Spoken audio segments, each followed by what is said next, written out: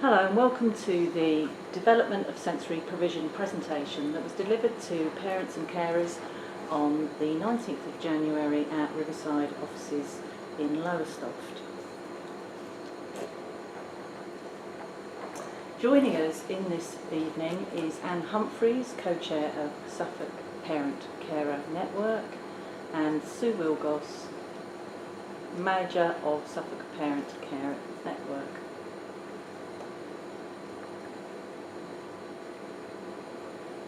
The local authority officers present at the event were Alan Cadso, Service Director for Children and Young People Services,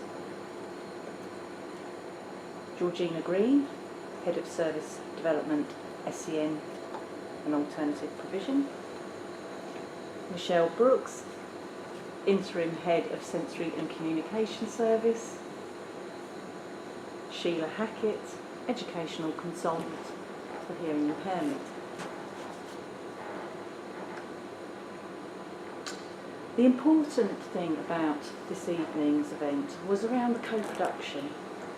Co-production happens when service providers and service users recognise the benefits of working in true partnership with each other. This process is adopted from the start when planning, developing, implementing or reviewing a service. It means that all the right people are around the table right from the beginning of an idea, and that they are involved equally to shape, design, develop, implement and review services, and work together right from the start of the process, seeing it right through to the end.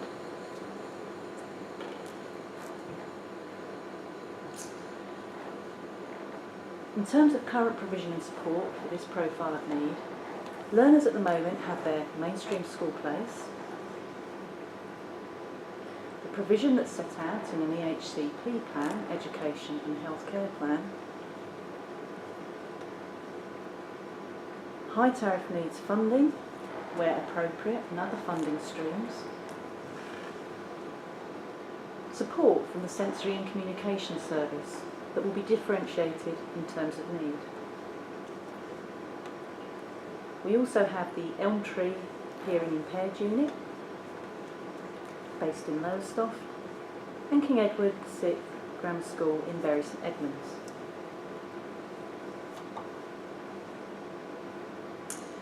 Also, when considering development of provision, we have to consider the context. And one of the big things in terms of choosing a secondary school for your child is around parental choice and the child or young person's voice.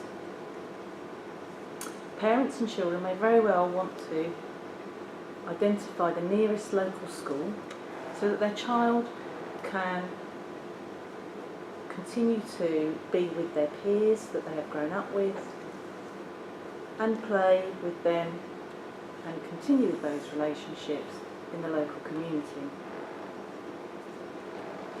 The other issue is around meeting the needs of all children with sensory impairment and making sure that we are considering all needs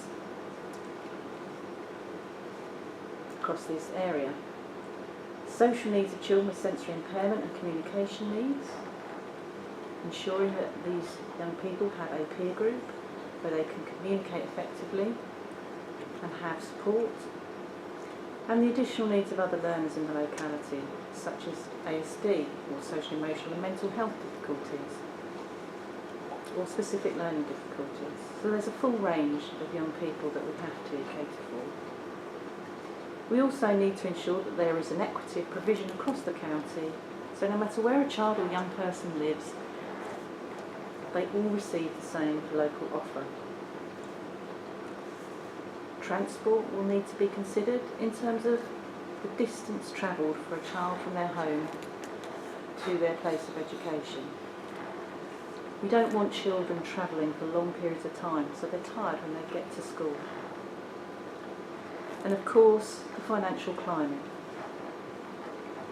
As you're probably aware, there are many financial constraints now on local authorities, and we are in very tough times. So we have to ensure that the money we spend is spent effectively, really meets the needs of these children and young people, and is best value. In order for you to help us develop provision, we have some questions for you. What would help your child get the most from their education?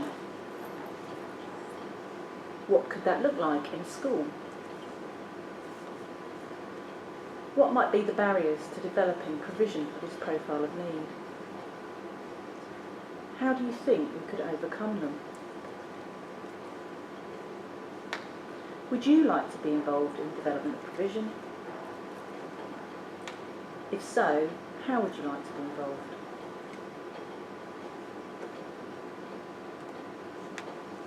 So, the next steps. We will collate all the feedback along with our partners in the Suffolk Parent Carer Network, and there will be a process of co-production of proposals with parents.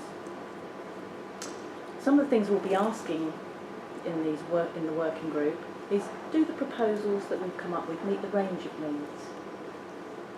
What will the positive outcomes for children be?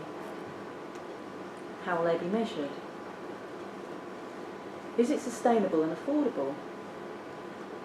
Once we have the answers to those questions, a paper will then be presented to the Directorate Management team, and a follow-up meeting with all parents and stakeholders will be held to communicate the outcome.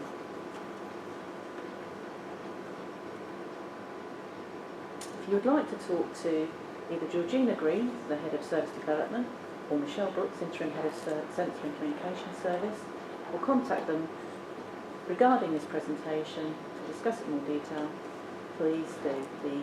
The contact details are on the presentation.